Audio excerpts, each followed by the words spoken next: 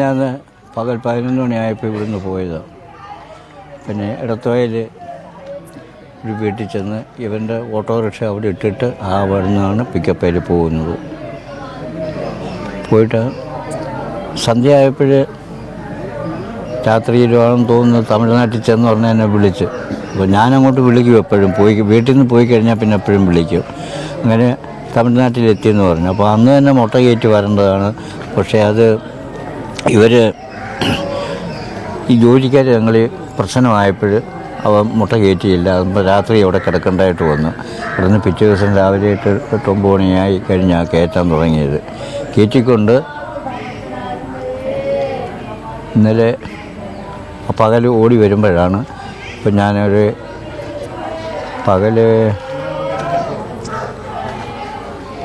7 മണിയായപ്പോൾ ഞാൻ വിളിച്ചപ്പോൾ പറഞ്ഞത് ഞാൻ പൊള്ളാച്ചിയിലെത്തി, ഒരു 3-4 മണിക്കൂറിനകം വീട്ടിലെത്തുമെന്ന് പറഞ്ഞു. അങ്ങനെ പോയി 7 മണിക്ക് വിളിച്ചെങ്കിലും ഞാൻ പിന്നെ 1 മണിക്കൂർ ഇടവിട്ട് എപ്പോഴും വിളിക്കും. കാരണം വാഹനത്തെ പോകുന്നതല്ലേ, കുഞ്ഞുങ്ങളുടെ വിവരമൊന്നും അറിയാവുന്ന കാര്യം ഇങ്ങനെ വിളിക്കും.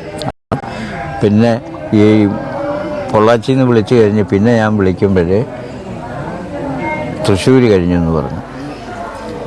പിന്നെ 10:15 പിന്നെ വിളിക്കുന്നത്. 10:15 വിളിക്കുമ്പം അങ്കമാലി ആയെന്ന് പറഞ്ഞു. അങ്കമാലി ആയിക്കഴിഞ്ഞപ്പോൾ ഞാൻ വെച്ചാൽ ഇനി ഒരു 1-2 മണിക്കൂറിനാണ് ഇവിടെ എത്തുമല്ലോ എന്ന് വിചാരിച്ചു. പിന്നെ 10:15 വിളിച്ചെങ്കിലും എനിക്കങ്ങോട്ട് ഈ വാഹനത്തെ പോകുന്നതല്ലേ എനിക്കെപ്പോഴും വെപ്രാളമാണ്. അപ്പോൾ അത് കാരണം ഞാൻ 11 മണിക്ക് വിളിച്ചപ്പം ഫോൺ സ്വിച്ച് ഓഫ് ആണെന്ന് പറഞ്ഞു. അങ്ങനെ പിന്നെ ഞാൻ 11:30 വിളിച്ച് 11:45 വിളിച്ച് എന്നിട്ടൊന്നും ഫോൺ എടുക്കുന്നില്ല. ഫോൺ എടുക്കാതെ വന്നപ്പോൾ പിന്നെ ഞാൻ വീട്ടുകാരോട് പറഞ്ഞു, ഇനി അവനെ എടുക്കുന്നില്ല, ഇനി ഒരു പക്ഷേ ഈ പുതിയ റോഡിലെ വണ്ടി ഓട്ടം ആയതുകൊണ്ട് കുന്നും തടവും കുഴിയൊക്കെ അല്ലയോ, ശ്രദ്ധിച്ച് ഓടിക്കുകയായിരിക്കും, നമുക്ക് 5 മണിയാകുമ്പോൾ വിളിക്കാമെന്ന് പറഞ്ഞു. അങ്ങനെ 4:30 ആയപ്പോൾ ഞാൻ എഴുന്നേറ്റ് മുറ്റത്തിറങ്ങിയിട്ടൊക്കെ വന്ന് ഫോൺ എടുത്തിട്ട് വിളിച്ചിട്ട് ഫോൺ കിട്ടുന്നില്ല. അപ്പം ഞങ്ങൾ തെക്കയിൽ ഒരു വീടുണ്ട്. ആ വീട്ടിൽ അവർ TV വെച്ച് രാവിലെ വെച്ചിരുന്ന ഈ രാജേഷ് എന്ന് പറഞ്ഞ ഒരാൾ മെട്രോയുടെ ഇത് വീണ് അപകടത്തിൽപ്പെട്ടു എന്ന് ഇങ്ങനെ പറയുന്നുണ്ട്. അപ്പോൾ എന്നെ വിളിച്ചു. രാജേഷ് എന്ന് പേര് കേട്ടതേ ഉള്ളൂ, അവർക്ക് എങ്ങനെ ആളായതെന്നൊന്നും അറിയാൻ വയ്യ. അവരെന്നെ വിളിച്ച് വന്ന് എന്താണെന്ന് ചോദിച്ചു.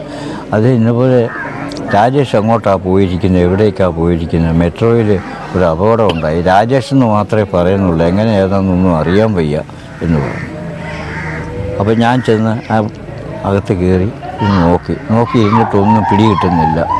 അപ്പോൾ അങ്ങനെ കുറച്ച് കഴിഞ്ഞപ്പോഴാണ് പിന്നെ ഈ വണ്ടി പിക്കപ്പ് പോകാൻ, അത് നമുക്കറിയാം പിക്കപ്പ് പോകാനല്ല മുട്ടയെടുക്കാൻ പോകുന്നത്. പിക്കപ്പ് പോകാനേൽ രാജേഷ് എന്ന് പറഞ്ഞ പയ്യന് ഓടിച്ചതെന്ന് പറഞ്ഞു കഴിഞ്ഞപ്പോൾ പിന്നെ അവൻ തന്നെയെന്ന് ഞാൻ സ്വയം അങ്ങ് ചിന്തിച്ചു. അപ്പോൾ ഈ ഫോൺ എടുക്കാതെ വന്നപ്പോഴും എനിക്കറിയാം ഇപ്പോൾ ഈ അപകടം ഉണ്ടായിക്കഴിഞ്ഞാൽ പിന്നെ എടുക്കാനൊക്കത്തില്ല, അങ്ങനെ ആയിരിക്കും ഇത് സംഭവിച്ചു എന്ന് ഞാനത് ചിന്തിച്ചു. പിന്നെ അങ്ങനെ ഉടനെ ആ വീട്ടിലെ ആൾ വണ്ടിയൊക്കെ കയറ്റി എന്നെ ഇവിടെ വിട്ട് കഴിഞ്ഞ ഉടനെ തന്നെ വിവരങ്ങളെല്ലാം അറിഞ്ഞു. പക്ഷേ എൻ്റെ മക്കളോട് പറയാൻ അത്താണികൾ ഞങ്ങൾ അവർ പോയി ഈ വീടും ഞങ്ങളും എല്ലാം അന്ധകാരത്തിലായി. 5-8 ലക്ഷം രൂപ വണ്ടിയുടെയും വീടിൻ്റെ എല്ലാം കൂടെ ലോണുണ്ട്. പിന്നെ മൂത്ത മോന് MSM കോളേജിൽ പഠിക്കുക, ഡിഗ്രിക്ക്. ഇളയാളിനാണെങ്കിൽ ജനനം മുതലേ ഷുഗറിൻ്റെ അസുഖമുണ്ട്. അതിന് മാസത്തിലൊക്കെ 700-800 രൂപ പന്തളത്ത് ഒരു മരുന്ന് കടയിൽ നിന്നാണ് വാങ്ങിക്കുന്നത്, ഡോക്ടറെ അടുത്ത്. അതിങ്ങനെ കഴിച്ചുകൊണ്ടിരിക്കുക. അതിൻ്റെയും കാര്യം അങ്ങനെ. പിന്നെ പെണ്ണിനാണെങ്കിൽ പണിയൊന്നുമില്ല, വീട്ടിലിരിക്കുക. അപ്പം ഇങ്ങനെയാണ് ഞങ്ങളുടെ ജീവിതം. എനിക്ക് വയസ്സ് 4 മക്കൾ. 4-ൽ രണ്ടാമനായി മൂത്താൾ മരിച്ചുപോയി. അതും ഇതുപോലെ 2 പെൺകുഞ്ഞുങ്ങളുമായിട്ട് അനാഥയായി നടക്കും. മൂത്താൾ എങ്ങനെ മരിച്ചത്? അപകടത്തിലല്ല, അവനൊരു പാർട്ടിക്കാരനായിരുന്നു.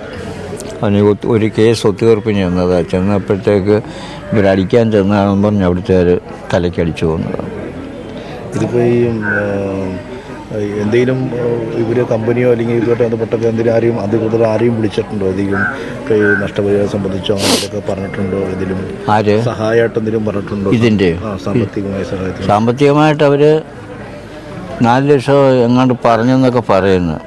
അപ്പോഴേ അവരെന്നോട് വിളിച്ച് ചോദിച്ച്, ഞാൻ പറഞ്ഞ 4 ലക്ഷം അല്ല 7 ലക്ഷം കിട്ടിയാൽ നമുക്കെന്തോ മുതലാവും. പിന്നെ നമ്മൾ എങ്ങനെയാണെന്ന് വെച്ചാൽ നിങ്ങൾ പോയിട്ടില്ല, നിങ്ങളുടെ ഒരു സൗകര്യം പോലെ എങ്ങനെയാണെന്ന് വെച്ചാൽ ചെയ്യുക. ആ കുഞ്ഞുങ്ങളെ അന്ധകാരത്തിൽ നിന്ന് രക്ഷപ്പെടുത്തിയാൽ മതി. അവർക്കൊരു ആ മൂത്തവൻ ഡിഗ്രിക്ക് പാസ്സായി ഈ വർഷം ഇറങ്ങുക. അപ്പോൾ അവനെങ്കിലും ഒരു ജോലി എന്തെങ്കിലും കൊടുത്താൽ ആ കുടുംബം രക്ഷപ്പെടും മക്കളെ. അല്ലാതെ ഞാനെന്തോ പറയാൻ. ഈ 4 ലക്ഷം രൂപ തരാമെന്ന് പറഞ്ഞ ആരാണ്? കമ്പനിക്കാരാന്ന് പറയുന്നു. അപ്പോൾ അന്നേരം ഈ ബാക്കി പിന്നെ തരാമെന്നൊക്കെ പറഞ്ഞു. അപ്പോൾ ഈ കളക്ടർ പറഞ്ഞെന്ന് പറഞ്ഞാൽ അത് നടക്കത്തില്ല. ഉള്ളത് എന്താണെന്ന് വെച്ചാൽ ഉടനെ തന്നെ പറയുകയും കൊടുക്കുകയും വേണം എന്ന് പറഞ്ഞു. അങ്ങനെ അവർ സംസാരിച്ചുകൊണ്ടിരിക്കുകയാണെന്ന് തന്നെ വിളിച്ചു പറഞ്ഞു. അപ്പോൾ ഇനിയിപ്പോൾ ഈ രാജേഷിൻ്റെ മൃതദേഹം വിട്ടുകിട്ടുന്നതുമായിട്ട് ബന്ധപ്പെട്ടൊക്കെ അവിടെ ഹോസ്പിറ്റലുണ്ടല്ലോ. അപ്പോൾ അവർ ചില സുഹൃത്തുക്കൾ പറയുന്നുണ്ട് നഷ്ടപരിഹാരം കിട്ടിയതിന് ശേഷം മാത്രമേ ഞങ്ങൾ ഏറ്റെടുക്കുന്നുള്ളൂ എന്ന് പറയുന്നുണ്ട്. അത് കിട്ടാതെ ഇവരെന്തോ പറഞ്ഞാലും അത് കാര്യമായ രീതിയിൽ ഏറ്റെടുത്ത് അത് കളക്ടറുടെ മധ്യസ്ഥയിൽ അത് കിട്ടേണ്ട വഴിയിൽ കൂടി പോയെങ്കിലേ അത് ശരീരം ഏറ്റെടുക്കുകയുള്ളൂ എന്ന് അവിടെ പറയുന്നുണ്ട്. അപ്പോൾ അങ്ങനെ അവർ സംസാരിച്ചുകൊണ്ടിരിക്കുകയാണ്. പിന്നെ ഒന്നും പറഞ്ഞില്ല. പിന്നെ ഇന്നത് തീർന്നൊന്നും ഒന്നും പറഞ്ഞിട്ടില്ല. സുഹൃത്തുക്കളാണ് ഈ കാര്യത്തിൽ കൂടുതൽ തീരുമാനം എടുക്കുന്നത് അല്ലേ? എന്തോ നിങ്ങളുടെ കൂടി അനുഭവത്തോടെ സുഹൃത്തുക്കളായിരിക്കും ഈ കാര്യത്തിലൊക്കെ തീരുമാനം എടുക്കുന്നത്. അതെ, ഇളയ മോനുണ്ട് അവിടെ ഉണ്ട്. അവനും പറയുന്നുണ്ട് കാര്യങ്ങളൊക്കെ. എത്ര വയസ്സുണ്ട്? എനിക്ക് 78. അമ്മയുണ്ട്? അമ്മയ്ക്ക് 68. രണ്ടുപേർക്കും ജോലിയൊന്നും ചെയ്യാൻ വയ്യ. ഞാനിപ്പോൾ ഇങ്ങനെ നടക്കുന്നുണ്ട്. മറ്റേ അവിടെ നടക്കാനൊന്നും വയ്യ. കാലിന് വേദനയായിട്ട് കാല് വയ്യായിരിക്കും. ഇപ്പോൾ രാജേഷും 2 കുട്ടികളാണോ അല്ലേ? 2 കുട്ടികൾ. ഒരാൾ ഡിഗ്രി കഴിഞ്ഞു, മറ്റാൾ +1 പഠിക്കുന്ന. പെൺകുട്ടിയാണോ അല്ലേ? അതെ, ഒരാണും ഒരു പെണ്ണും. അപ്പോൾ ഏക അത്താണിയായിരുന്നു കുടുംബത്തിലല്ലേ? ഏക അത്താണി എന്ന് പറഞ്ഞാൽ ഏക അത്താണിയാണ്. അവനെല്ലാ ഈ ഓട്ടോറിക്ഷയോ കാറിലോ വണ്ടിയിലോ തന്നെ അല്ല, വേറൊരുത്തന്നെ ഒരു കൂലിപ്പണിക്ക് വിളിച്ചാൽ മെനക്കെട്ടാണെങ്കിൽ ഉടനെ അതിനങ്ങ് പോകും. പിന്നെ ഈ കെട്ടിടം വാർപ്പുണ്ട്, അതിന് പോകും. ഏത് പണി ചെയ്താലും വേണ്ടിയില്ല. ലോൺ അടയ്ക്കണം, 2 പിള്ളേരെ പഠിപ്പിക്കണം, പിന്നെ വീട്ടിലവ് കറണ്ട് ചാർജ് അത് ഇതൊക്കെ അറിയാമല്ലോ, അതൊക്കെ ചെയ്യണ്ടേ. അവന് റെസ്റ്റ് എന്ന് പറയുന്നതേ ഇല്ല മക്കളെ. വീട് പണിതിട്ട് എത്ര നാളായി? 5-6 കൊല്ലമായെന്ന് തോന്നുന്നു. അതിൻ്റെ ലോണാണ് പോയിക്കൊണ്ടിരിക്കുന്നത്? ലോൺ അടച്ചുകൊണ്ടിരിക്കുക. ഈ കമ്പനിയിൽ എത്ര നാളായി ജോലിക്ക് പോണത്? ഈ മുട്ടായിട്ട് പോകുന്ന കമ്പനിയിൽ എത്ര ഇടാ ജോലിക്ക് പോകുന്നത്? അവന് ഒരു 6-7 മാസത്തിന് മുൻപ് സ്ഥിരം പോയിക്കൊണ്ടിരുന്നതാണ്.